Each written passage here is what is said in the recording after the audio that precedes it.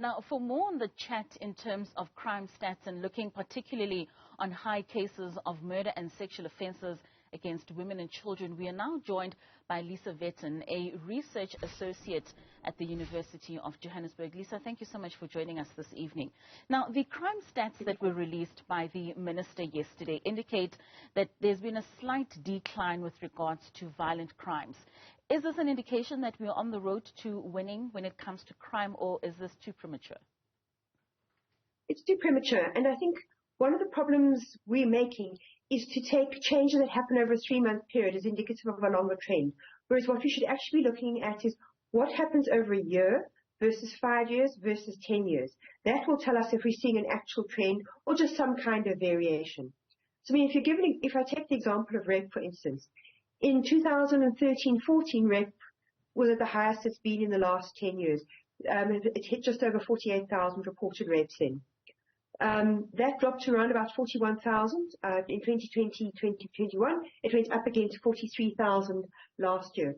So we need to see whether this downward trend has been reversed from what we saw last year, or whether we're just seeing some kind of leveling out where the numbers are just fluctuating up and down. But certainly in relation to rape, if we look at where we were 10 years ago, the numbers would appear to have decreased.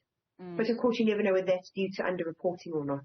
Of course, of course. And I think with some of the numbers that did come out yesterday, especially with regards to murder and sexual offences, they dropped by 3 to 2% respectively. And of course, you're saying we shouldn't look at it in just the short periods, but within the short periods, there are certainly things that are being done in order for us to start seeing even just a minor shift.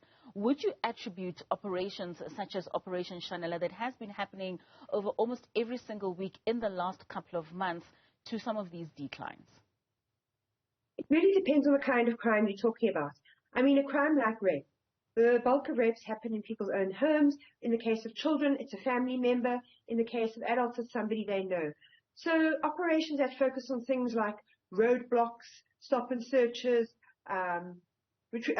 attempts to recover unlicensed firearms, they would affect some kinds of crimes, but they're going to have no effect really on rape. The same with things if you focus purely on arrests. The question you always have to ask is, well, who is being arrested?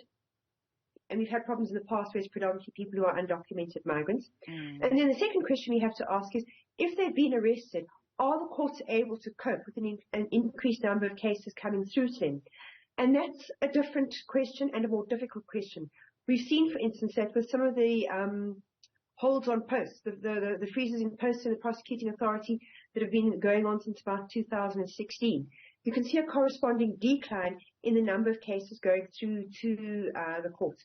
So it's really important that we look at the entire process of the criminal justice system, from reporting all the way through to trial and potential conviction, if we want to see whether or not increased policing leads to increased prosecution, which has the deterrent effect we think it's going to have. With that said, do you find that these departments are working in silos, or are they working with each other in order for us to be able to see these changes? In some ways, the systems are not set up to work together well at all. If you just look at the way they track statistics, the way the police track what's happening to cases through the courts, for instance, and how they record case outcomes are very different to the way that the NPA records. And you'll also find correctional services also recording differently. So it's quite hard to get a full picture right across the system. So that does get in the way of us being able to understand what the criminal justice system is doing rather than independent departments. And I think if you wanted to have a sense of how well the system is working, that's what we need to do. But this has unfortunately been a problem of about almost 20 years, where the departments have been trying to align through various kinds of software their systems, and somehow it just hasn't seemed to work, unfortunately.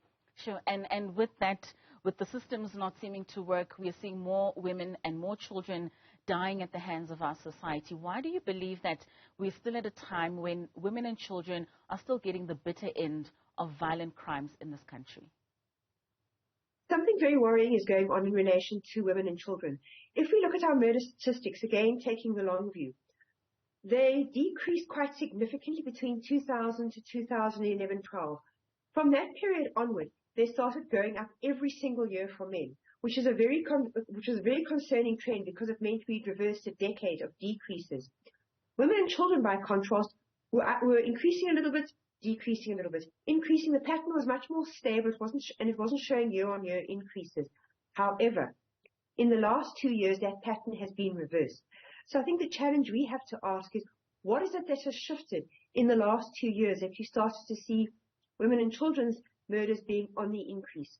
We still see men being murdered more often than women, but this pattern is very disturbing, that's seeing the shift, especially because if we look at women's murders, the high peak of women's murders was in the 1990s. So to see us starting those figures to creep up again is very concerning. What's also concerning is that we can't understand what's causing the increase. Part of the decrease was due to a reduced number of women being murdered by strangers. So is the increase that we're seeing now telling us that phenomenon has reversed, and that once again we're seeing women being murdered by strangers once more, which is what seems to have decreased over the last decade or so? I mean, you mentioned that there was an increase, or there was a peak in the 90s of women's murders. Is there something that happened during that time that we can liken it to what's happening now that could possibly be the reason why we're seeing an increase in these female murders? That's a very interesting question. I think part of what contributed to the very high numbers of murders in the 1990s, well, obviously we're going through the political transition. There was a great deal of violence. There was a great deal of societal upheaval. And we see this quite often in societies going through political transition.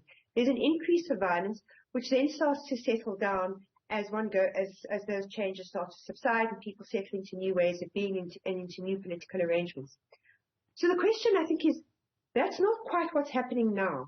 What we are seeing now are some significant reversals, such as things like a worsening of the economy, the fraying of a great many of our social services. Child protection, for example, is not as strong as it used to be 10, 15 years ago. Decreases in the number of people, of social workers, for instance, who are available to look at child protection services. If I talk about children, if we look at the economy, what's happening there? The other thing we also have to look at, I think, is the Eastern Cape, because a lot of the drive and murders seems to be happening in that particular province. Now, again, you don't know whether that's the province, because the police don't always disaggregate by gender for all provinces. So you don't know whether the increase we're seeing in the Eastern Cape is predominantly for men, or there's a combination of both men and women. But I think this is the weakness of the way we deal with stats in South Africa, is we look for increases and decreases, but we don't say why, what's changing, where is it changing, when did it start changing, and what is that we need to go and look for to try and explain these changes. So I think crime statistics are a challenge to us to start asking those questions instead of, are the police doing a good job or are they doing a bad job? That's a very shallow question. All right, Lisa, unfortunately, that's all the time we have for this evening. Thank you so much for your contributions. It surely is a very long way for us as a country with regards to how we understand our statistics.